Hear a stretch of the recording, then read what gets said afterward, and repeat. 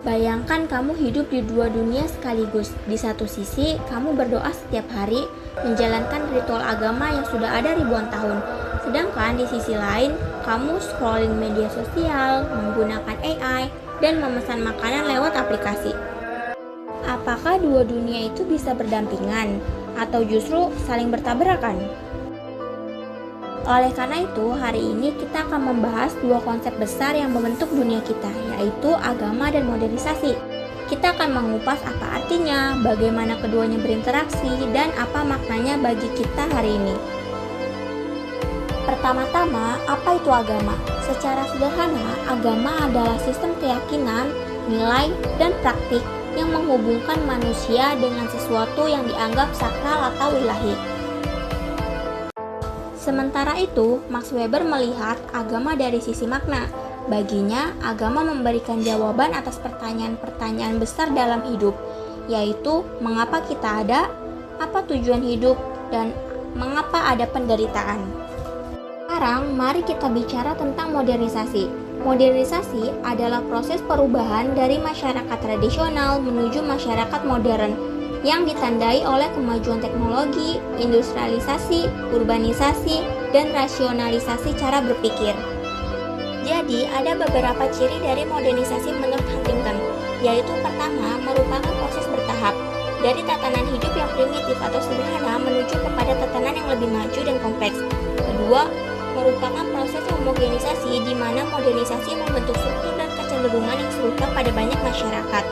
Dan penyebab utamanya adalah proses homogenisasi ini adalah perkembangan teknologi informasi, komunikasi, dan transportasi. Ketiga, terwujud dalam bentuk lahirnya sebagai Amerikanisasi dan Eropanisasi. Keempat, merupakan proses yang tidak bergerak mundur, tidak dapat dihindarkan dan tidak dapat dihentikan. Kelima, merupakan proses progresif atau ke arah kemajuan, meskipun tidak dapat dihindari adanya dampak samping. Dan keenam, merupakan proses evolusioner, bukan revolusioner dan radikal.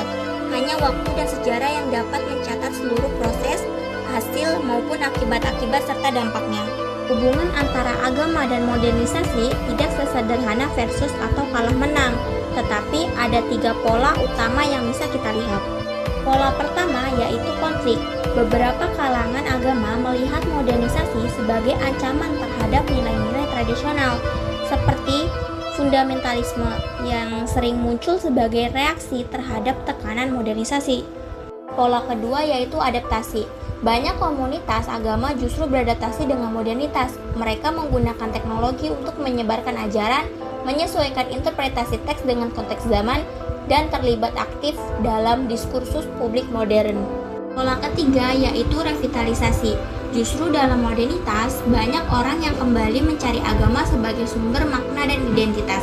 Fenomena ini disebut juga sebagai desekularisasi. Contoh kasus agama dan modernisasi yaitu terjadi pada kasus Turki. Kasus Turki menggambarkan secara nyata bagaimana hubungan antara agama dan modernisasi bukanlah sesuatu yang sederhana dan linear. Modernisasi radikal ala Atatürk yang menyingkirkan Islam dari ruang publik tidak berhasil menghapus agama dari kehidupan masyarakat. Justru sebaliknya, agama kembali menguat dan memasuki ruang politik melalui jalur demokratis di era Partai Keadilan dan Pembangunan atau AKP. Ini menunjukkan bahwa modernisasi tidak otomatis menghasilkan sekularisasi dan agama bukan hambatan bagi modernitas, melainkan kekuatan yang mampu beradaptasi, bertahan, bahkan bangkit kembali di tengah masyarakat yang sudah modern sekalipun.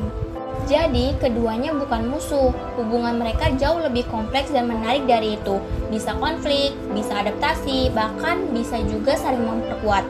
Yang paling penting, kita sebagai individu punya peran dalam menentukan bagaimana agama dan modernitas berinteraksi dalam hidup kita dan masyarakat kita.